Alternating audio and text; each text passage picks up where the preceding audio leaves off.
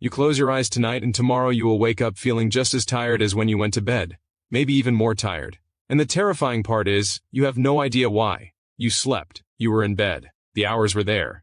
But something went wrong, and it goes wrong every single night, and nobody ever told you what it actually is. Let me tell you something that most people never figure out. The problem is not how much sleep you are getting. The problem is what you are doing in the hours before you even lie down. There is one specific mistake, and when I say one, I mean the kind of mistake that operates silently in the background of your life like a slow leak in a tire. You do not notice it until you are completely flat on the side of the road wondering how you got there. And before we go any further, because I know your time is valuable and I know you have probably already tried the obvious things, there is a program linked in the description below this video. People who have gone through it have completely transformed the way they sleep and the way they feel during the day.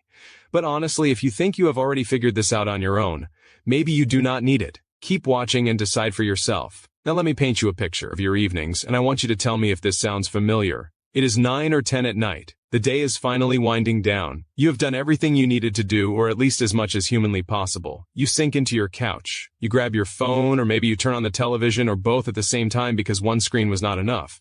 You are just unwinding. You earned this. You deserve this moment of peace. And it feels good. It genuinely feels like you are relaxing. Except you are not relaxing at all. That is the lie your brain tells you every single night. And this is where the exhaustion starts. Not when you wake up, but right there, on that couch, in those moments that feel like rest. Here is what is actually happening inside your body during those seemingly peaceful hours. Your brain has a biological process it needs to complete before sleep can be restorative. There is a hormone, melatonin, that your body begins producing as the light around you dims. This is an ancient system. It has been functioning in human beings for hundreds of thousands of years. Darkness signals the brain that it is time to prepare for deep healing sleep. Your core body temperature begins to drop, your heart rate slows, your nervous system starts to shift from the hyperactive state of the day into something calmer and slower. But then you pick up your phone, and the light coming from that screen, specifically the blue wavelength light, sends a direct signal to the part of your brain responsible for regulating sleep and tells it one thing: it is still daytime. Stop the melatonin, keep the body alert. Research has shown that exposure to this kind of light in the evening can suppress melatonin production by as much as 88% and push back the timing of your natural sleep cycle by up to 3 hours. 3 hours. Let that land for a second. You think you are going to bed at 11, but your brain biologically thinks it is 8. So when you finally put the phone down and close your eyes, your body is not ready, not even close. And what happens to sleep that starts before the body is ready? It is shallow. It is fragmented. It is the kind of sleep where you wake up at 3 in the morning for no reason, stare at the ceiling, feel a creeping anxiety about the fact that you cannot sleep, and then eventually drift back off just in time for the alarm to scream in your ear.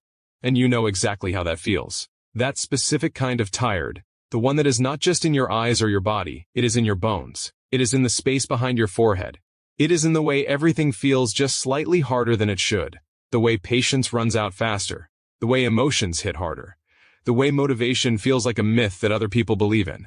There are people who have lived like this for years, functioning on fractured sleep, convincing themselves they are just not morning people, or that they have always needed a lot of coffee, or that this is just adulthood. This is just how life feels when you are a responsible person carrying real weight. That is not adulthood. That is a correctable mistake. And the correction is simpler than you probably expect. What your body needs in the 2 to 3 hours before sleep is a complete absence of the signals that tell your brain the day is still happening. Not a reduction, not moderation, an absence. The moment you allow your evening environment to become an extension of your daytime stimulation, you have already lost the battle for tonight's sleep. You have already guaranteed tomorrow's exhaustion. And this is not just about the light from screens. This is about the cognitive activation that comes with using them. Every notification, every piece of content, every message, every headline your brain processes in the evening is a tiny spike of mental arousal. Small spikes, happening over and over, for 2 or 3 hours, while your body is trying to power down. It is like trying to cool a car engine while someone keeps pressing the gas pedal in short bursts. The engine never fully cools. You never fully rest. But here's where it gets really interesting, because I know some people watching this are thinking, okay, but I have heard the phone thing before, and I still feel exhausted even when I do put it down earlier. You are right. And there is a reason for that. Because the mistake is not just the phone. The phone is a symbol of the deeper pattern. The deeper pattern is what you do with your nervous system in the hours before sleep. Most people spend the entire day in a state of high arousal, high demand, high performance, and they never actually give the nervous system an off-ramp. They go from full speed to stopped, with nothing in between. And the human nervous system does not work that way. It cannot go from 100 to 0 in a moment. It needs a gradual descent. Think about a plane landing. A pilot does not fly at cruising altitude and then suddenly cut the engines and drop onto the runway. There is a long, deliberate approach. There is a reduction in speed. There is a descent that starts miles before the actual landing. Your sleep needs the same thing. A long, intentional approach that begins hours before your head hits the pillow. And when people implement this properly, the changes are not subtle. They are dramatic. They are the kind of changes that make you feel like a completely different person within days. Not weeks, days. Imagine waking up before your alarm goes off, not because something woke you, but because your body has actually finished sleeping. Imagine opening your eyes and feeling something that most exhausted people have completely forgotten is possible. Genuine readiness for the day. Not a desperate need for caffeine before you can form a sentence, but actual alertness. Actual energy that is yours, that belongs to you, that did not have to be borrowed from a cup of coffee you will pay back with an afternoon crash. Imagine having patience with the people in your life. Imagine conversations that do not feel like an effort. Imagine making decisions during the day that are clear and confident because your prefrontal cortex, the part of your brain responsible for judgment and reasoning, is actually functioning the way it was designed to function, because it got the deep sleep it needed to restore itself overnight. The cognitive difference between a person running on fragmented sleep and a person running on genuinely restorative sleep is not small. Studies measuring cognitive performance have found differences of up to 40% in processing speed, memory recall, and emotional regulation.